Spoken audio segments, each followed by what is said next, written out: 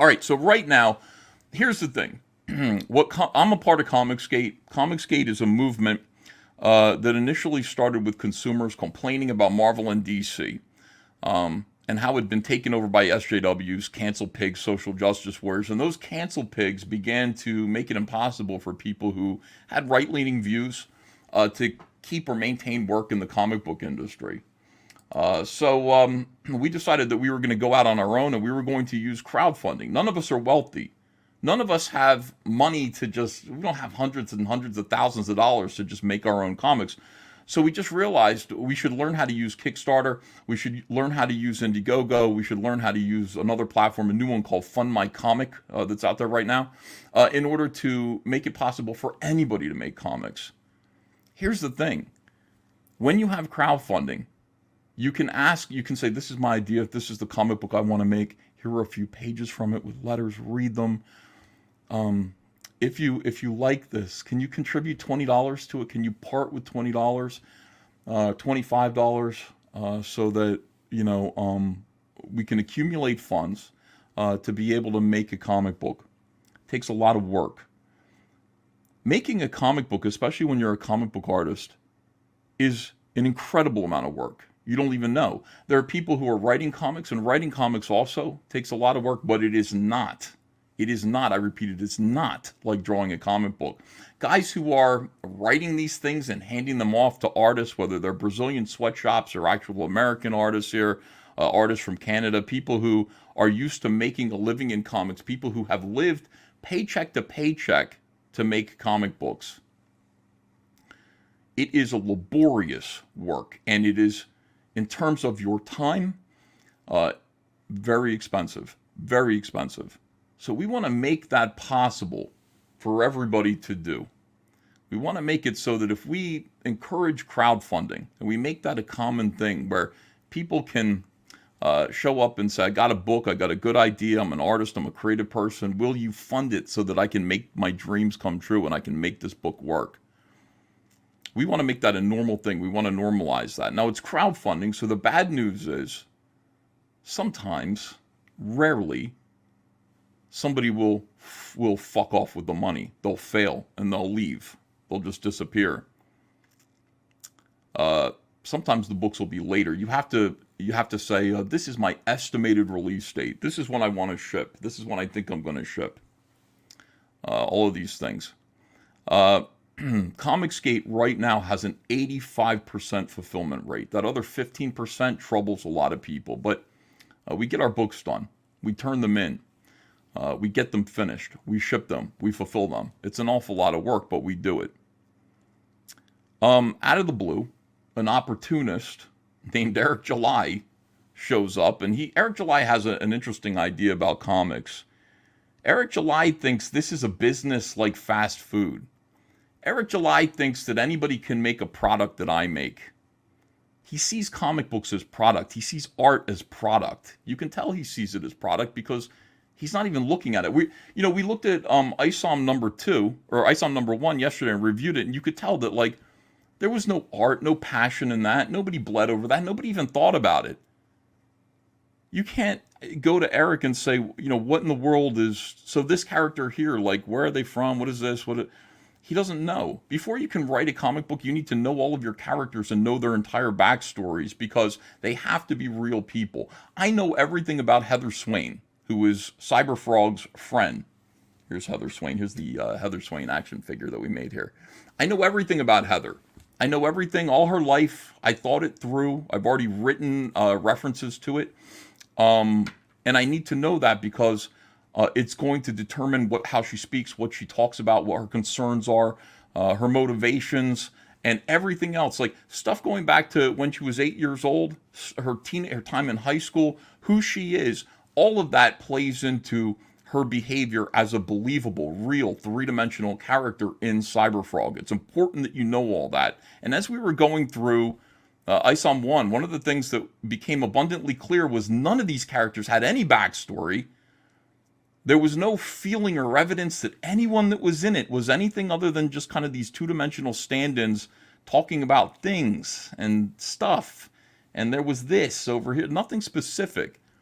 No story at all. Story not included. $35, you get a product, story not included. Somebody else, I don't know, you have to imagine the story yourself. Or just wait for it. It's coming. Now listen, I'm not going to spoon feed you a story. The fuck, I just paid for it. I paid $35 for it. Where's the story? So we've got like a mindset like this. We've got a creator who comes in to this creative space, and he starts talking about product, and he starts talking about a customer base that is unsatisfied, and therefore he's going to take that customer base. But this guy doesn't know how to make comics. This guy isn't an artist. Talks about how he wants to save comics from Marvel and DC. He's not competing with Marvel and DC.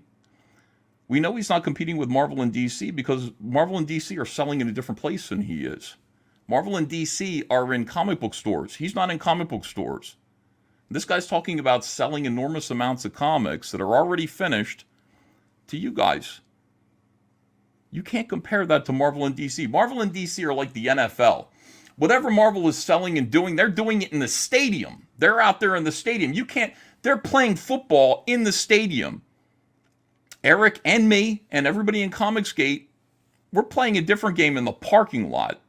We're like, you could say, I ran more yards than the guy in the NFL game that's going on in the stadium. It doesn't matter. They're two separate games. We're not competing with them. We're competing with each other in the parking lot. So all of this is very interesting. Now we've got this idea, 3,200 people watching right now. Please smash that like button. Please subscribe to the channel, help this channel grow. Be here, whether you like what I'm saying or not. I promise you'll find it interesting. Stick around. So we've got this guy who's out there saying comics should be finished. Crowdfunding is just people holding on to your money. I'm somebody who can get a comic book finished and ship it to you right away. And that's what Marvel and DC do. It sounds like a very tempting idea.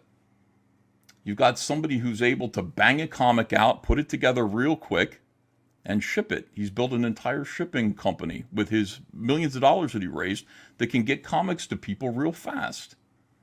That's a hell of a thing to have that kind of a investment in shipping.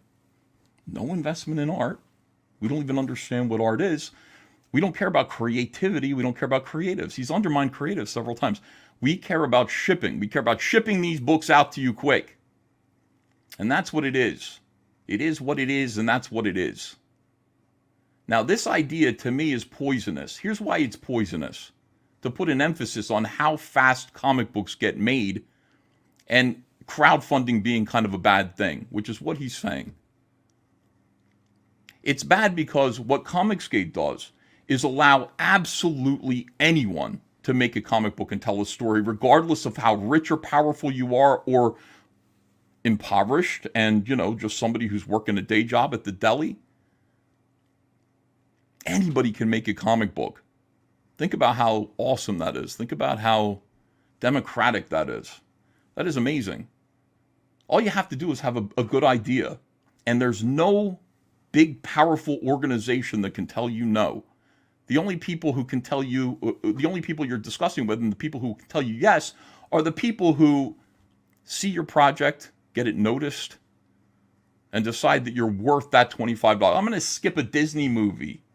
I'm going to skip a Disney movie this weekend, and instead, I'm going to give that $25 to this young lady or young man so that he can maybe make a comic book. It's going to take some time to make that comic book, but I'd rather invest in him making art and wait for it than go spend my money on prepackaged plastic bullshit at the movie theater or in comics. If crowdfunding is not a thing, if people are discouraged from utilizing crowdfunding to make these comic books happen, like my comic books, like ComicsGate books, then the power to tell stories will always be in the hands of big corporations like Disney, like Warner Brothers, and people who just happen to be more well off than the rest of us, like Eric July. And that can't be something that we tolerate. And that can't be something that we encourage. And that can't be something that we brag about. And we can't tell our audience that that's okay. We can't tell our audience that that's preferable. It's poisonous. It's backwards. Some people who are in positions of power, who have a lot of money, are going to encourage this idea. They're going to encourage the idea that crowdfunding is bad, that having to wait for a comic book, a decent comic book to actually be created is theft, that it's a scam. Listen, we got SJWs saying that already, trying to shut us down. We got people working for the big companies like Marvel and DC who already have that line of dialogue. Late books. ComicsGate, crowdfunding is a scam. We already have them trying to shut us down. We don't need to have that internally. That doesn't need to be something that happens within this space. And we can't let it be that way. And I'll show you. Oh my God.